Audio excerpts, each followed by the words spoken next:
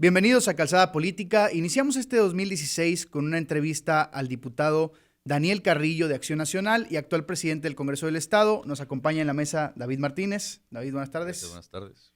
Diputado, gracias por tu visita.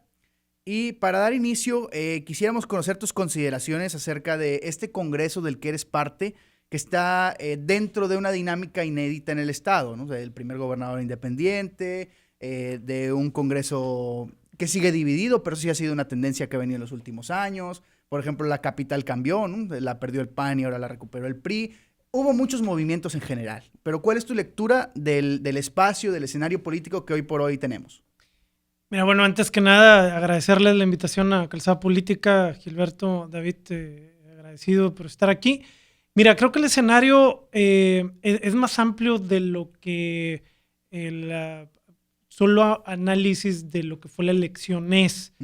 El escenario es mucho más amplio y lo digo por muchas cuestiones. La primera es, sí hay un contrapeso actual, no nada más en el escenario del Congreso y el Ejecutivo, sino también en el Poder Judicial.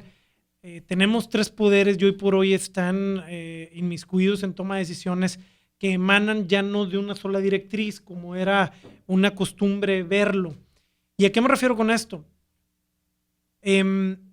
Anteriormente estábamos acostumbrados a que todas las iniciativas o alguna política pública viniera emanada de alguna secretaría o algún organismo dependiente del Ejecutivo. Ahora el Congreso no nada más es el último integrante de la cadena de toma de decisiones, sino que también promueve modificación de leyes. Dices, oye, ¿pero qué no era eso el objetivo primordial? Pues sí, pero se había perdido. Entonces, hoy vemos un Congreso que propone, hoy vemos también un Congreso que también toma decisiones de una propuesta del Ejecutivo, o sea, sigue ejecutando situaciones que haya solicitado el gobierno del Estado, pero también el Congreso, usando sus facultades, hace uso de algo que se había perdido y que parece extraño. Parece extraño que el Congreso quiera darle facultades a ciertos funcionarios, como el caso de la coordinación ejecutiva, con las modificaciones incluso por encima de las peticiones que ha hecho el gobierno del Estado. Pero es porque es parte de nuestra facultad. Modificaciones para poder hacer una estructura completa de un presupuesto, tanto de egresos como de ingresos, como todas las modificaciones fiscales, porque normalmente venía un paquete económico del Estado y solamente se decía sí o no. Entonces, creo que en este escenario es echarse a andar, ponerse las pilas el Congreso y funcionar como debe. No olvidando una parte esencial, que el Congreso está compuesto de 42 representantes que fueron elegidos. Y en esa elección tú eres primeramente un representante de gente a la cual tú le hiciste una propuesta, pero también en el escenario político hay otros entes adicionales con los cuales tienes que hacer contrapeso.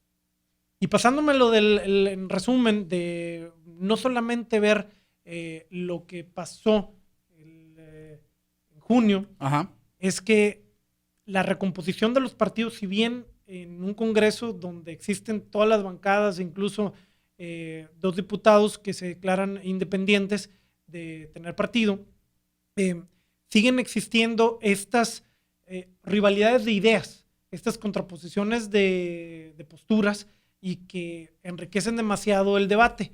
Claro, la toma de decisiones viene a ser pues más complicada, pero más llena de argumentos. Sí, porque también creo que es interesante analizar, David, pues es increíble que en congresos pasados, diputado, o sea, ahorita están desahogándose cosas que databan de años, ¿no? O sea, el tema del auditor era algo increíble, ¿no? Que dejáramos por 2, 3 años la auditoría céfala, la participación ciudadana más de una década ya atorada. O sea, entonces estamos ante un Congreso más libre, una separación de poderes un poquito más cierta, más sensible. O sea, estamos realmente, bueno, acercándonos al deber ser, ¿no? Claro. Y fíjate que eso que señalas se siente, se respira. La realidad es que ante un rezago salomónico que teníamos, y que bueno, seguimos teniendo, aunque ya le bajamos un poquito la cantidad A de ver, expedientes. ¿qué es ese rezago salomónico? ¿A qué Mira, nos referimos con ese término que recibimos está muy con interesante? 1,179 expedientes. Voy a tratar de redondear Ujú. números para no hablar ahí, porque si no se nos van las sumas y restas. Cerca de 1,200. Hemos aprobado más de 500 expedientes. Esto es más del 200% que el anterior y más del 300% que una antes que la anterior legislatura en el primer periodo. Recordemos que falta para que termine el primer año y todavía queda camino por recorrer. Pero esto te habla de cuando tú volteas a ver el 1 de septiembre, cuando inicias un periodo, muchos de nosotros es nuestra primera vez que somos no nada más funcionarios elegidos por la población, sino también que estamos en un poder legislativo, pero también existen compañeros que tienen mucha experiencia. Entonces, esta combinación del empuje que muchos de nosotros traemos como funcionarios, otros también como integrantes de organizaciones civiles, tener el empuje de, oye, todos los días aquí se trabaja, y esa dinámica ha sido muy buena y muy interesante porque todas las comisiones funcionan, todas las comisiones sesionan y todos los días tenemos una sesión distinta y un tema distinto que para distintos órdenes de interés resultan muy interesantes y sobre todo de debate. Creo que ha sido muy bueno, creo que este desenlace arroja buenas cosas la elección y evidentemente en el caso de los partidos políticos una recomposición de orientación de objetivos. Creo que si bien se perdió mucho la lupa de seguir de la mano del ciudadano, escuchando qué era lo que te pedía y sobre todo que le rindieras cuentas, creo que hoy por hoy todos estamos volteando a todos aquellos que nos escogieron. Todos mis compañeros están regresando a las colonias, todos mis compañeros están teniendo sus reuniones cotidianas con los vecinos y creo que eso habla de un entendimiento. ¿En qué nivel? Bueno, cada uno lo sabrá, pero esto también repercute mucho en los partidos. A mí me gustaría hablar un poco de percepciones, porque ahí te tocaste el tema de los ciudadanos y creo que eso es interesante, ¿no? Habla sobre la nueva dinámica que tiene el Congreso y todas las cuestiones positivas que se están dando. Gilberto enumera algunas de ellas, ¿no? Pero en percepción de la ciudadanía hacia el Congreso, ¿crees que esto también cambie? Sabemos que la percepción de la ciudadanía hacia el Congreso no era la mejor en los últimos años, ¿no? Totalmente. Ahora hay una dinámica diferente. Ustedes están a favor de algunas cosas, en contra de otras que propone el Ejecutivo. ¿Crees que la percepción de la ciudadanía hacia el Congreso ha cambiado durante este tiempo? Híjoles, es una muy buena pregunta. Mira, va a cambiar en la medida en que sigamos trabajando igual. Recordamos que es como cuando alguien se enferma. No te enfermas de la noche a la mañana. O el problema de la obesidad. Ayer escuchaba un debate fuerte respecto a cuáles eran los resultados del combate a la obesidad en México. Y quiero hacer una alusión en esto. Llegar a este problema no fue de la noche a la mañana, fueron muchos años de desencanto entre la ciudadanía y su representado. Claro. Que la realidad es que la ciudadanía no se siente representado. No podemos pensar, sería yo muy tonto pensar que en 4 meses de funcionamiento podemos cambiar la percepción. Creo que es algo que tiene que tener una tendencia positiva. Tenemos que seguir igual y seguramente se va a requerir que la siguiente legislatura trabaje de igual forma. Que hay una ventaja de trabajar bien o que tú hagas bien tu trabajo en un puesto, porque quien venga a suplirte le dejas la vara alta. Entonces, yo creo que sí espero que se cambie, porque para eso estamos, trabajamos enérgicamente y también lo sabemos que si no es la última posesión del grado de aceptación de la ciudadanía o de la población en general, es la penúltima, el político. Y en específico, el caso de los diputados. De los diputados. O de una forma especial. Sería una lástima que los nuevos cambios en dinámica del Congreso fueran interpretados como solamente obstrucciones al Poder Ejecutivo. O peor, ¿no? que sea leído como un gato pardo, ¿no? Que a fin de cuentas la gente diga, ¿para qué cambiamos si todo sigue igual? O sea, esos cambios tienen que empezarse a notar en la realidad política. Y queríamos preguntarte, bueno, adelante. Has dado en el clavo de muchas de las situaciones, cómo va a cambiar la percepción. Yo creo que yo sí veo que la gente está percibiendo que el Congreso está tomando acuerdos y que está trabajando. Pero eso no implica que se vea los beneficios en la calle. Claro. Entonces, bien señalabas tú, uno de tantos casos, el nombramiento del auditor. Sí, ya lo tenemos y fue un caso casi fatídico de 2 años. Pero los resultados son los que van a ser válidos. Claro. El que las observaciones o el que los candados, dientes o de todo lo que pueda echarse mano el auditor traiga como consecuencia sanciones o mayor transparencia. Mismo caso, tema de la ley de participación ciudadana. Sí, 12 años que aquí se inició un movimiento, pero 15 años respecto al primer movimiento que se da en Chihuahua. Claro. O sea, traemos un rezago enorme y uno de los estados más activistas que hay. Sí, y que un rezago que no es nada más de procedimientos, es un rezago de cultura política. Totalmente. De que el sistema no se negaba a abrirse. Y ahí está la ley. Pero lo realmente que va a percibir el ciudadano, ya percibió que trabajaron y que se pusieron de acuerdo. Es cuando lo vea que una demanda ciudadana puede hacer uso de la ley y que el transcurso del vehículo que tenga la ley tenga buenos resultados para él. Ahora, si les parece, el tema que a mí me parece muy interesante es este tema de contrapeso y habría que ampliarlo más.